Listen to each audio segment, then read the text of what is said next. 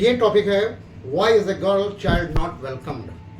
तो इस पे आपको आर्टिकल लिखना है और this is an article which is very important for the class 11th and 12th mostly.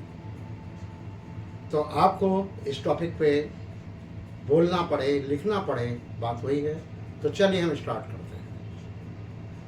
We are citizen of free India.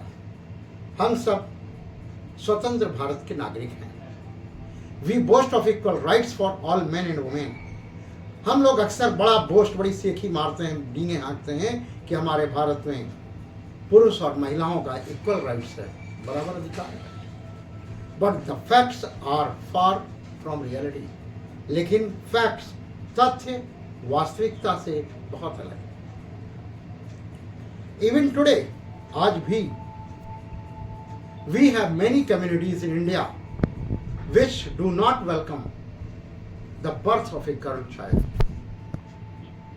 आज भी हमारे यहाँ बहुत सारे कम्युनिटीज, बहुत सारे समुदाय ऐसे हैं जो किसी बेटी, किसी गर्ल के चाइल्ड को वेलकम नहीं करते। They wear said faces. वो अपना दुखी चेहरा लटका लिया करते हैं at the birth of girl child. जब किसी बेटी का जन्म होता है, while the birth of a boy child is welcomed with great joy। जबकि वही बॉय चाइल्ड का जब जन्म होता है तो उसका वेलकम किया जाता है ग्रेट जॉय, बहुत ही खुशी के साथ। दिस इज बिकॉज, ऐसा इसलिए क्योंकि they are still ruled by narrow old customs. क्योंकि अभी भी ये लोग नैरो ओल्ड कस्टम्स, नैरो संकीर्ण प्राचीन रीति रिवाजों से बंधे हुए हैं। They consider the girl child to be a burden।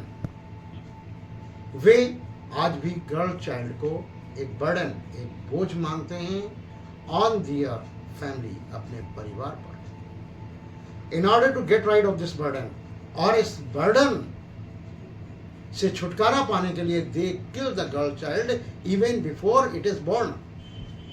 ये लोग उसे जन्म के पहले ही मार दिया करते हैं।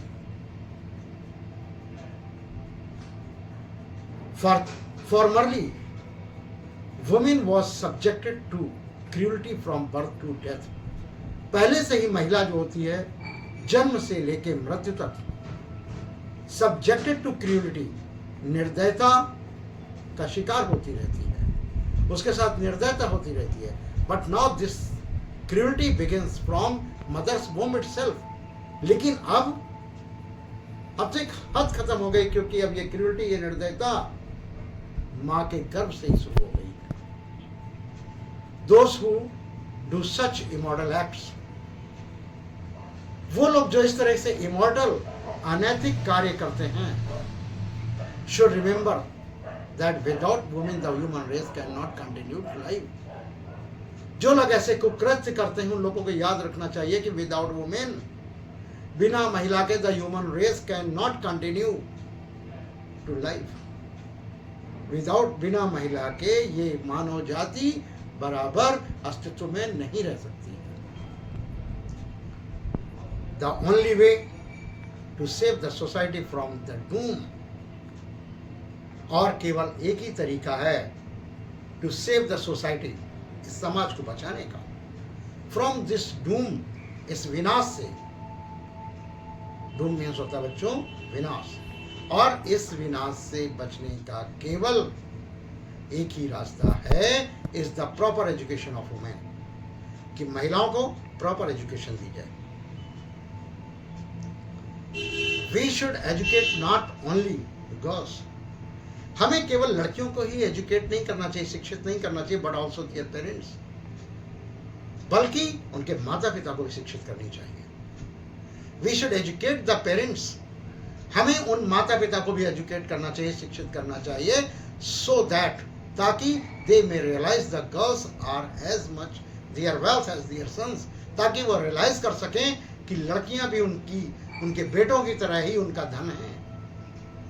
गर्ल्स हैव प्रूव्ड, जबकि लड़कियों ने प्रूव कर दिया है, सिद्ध कर दिया है, that they are no less than the boys in the field of life. उन्होंने यह सिद्ध कर दिया है कि जीवन के किसी भी क्षेत्र में लड़कों से वो कहीं कम नहीं है.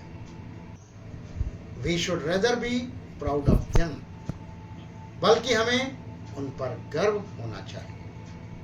तो बच्चों, ये था आपका टॉपिक जिसका नाम था why is a girl child not welcomed. तो आपने टॉपिक को समझा, इसको कई बार अगेन एंड अगेन सुनिए और उसके बाद अपनी कॉपीज पे लिख के देखिए. This will be very helpful for your examination and I promise you that it will be very helpful for you.